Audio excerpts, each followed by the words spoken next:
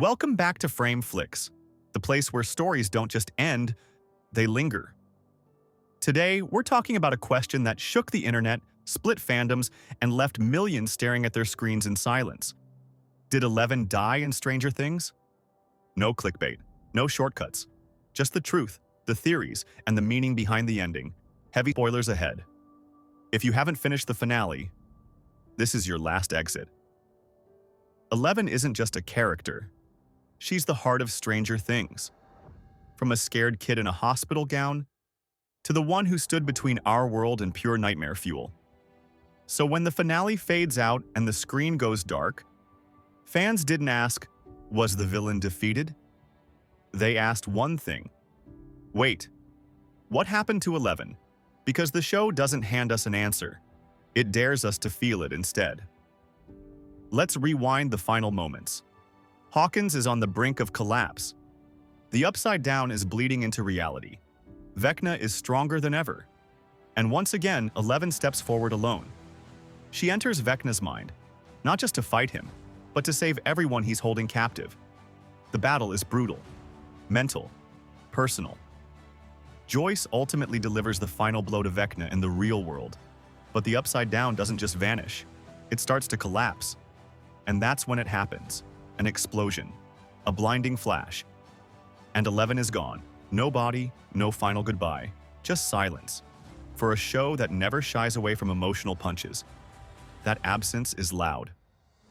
Then comes the time jump. 18 months later. Hawkins is healing. The group is older. The war is over. But something feels unfinished. And then Mike speaks. He tells a story, a theory, that Eleven didn't die, that she chose to disappear, that with help from her sister 8, she escaped somewhere safe, somewhere quiet, somewhere no monsters can reach her.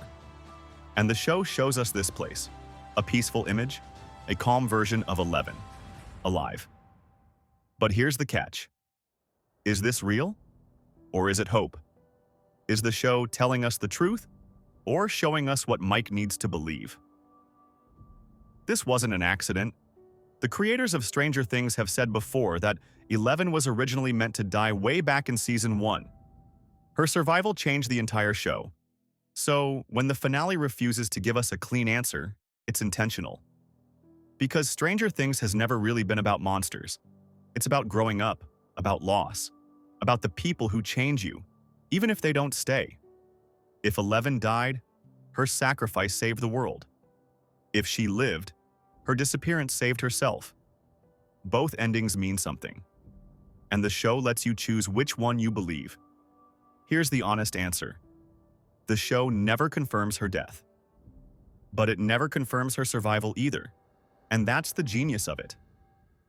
Eleven exists now in a space between myth and memory.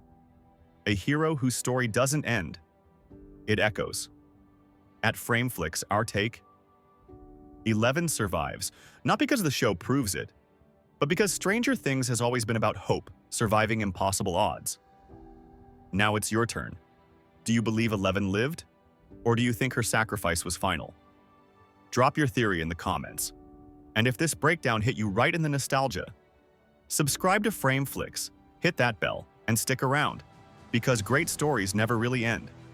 See you in the next one.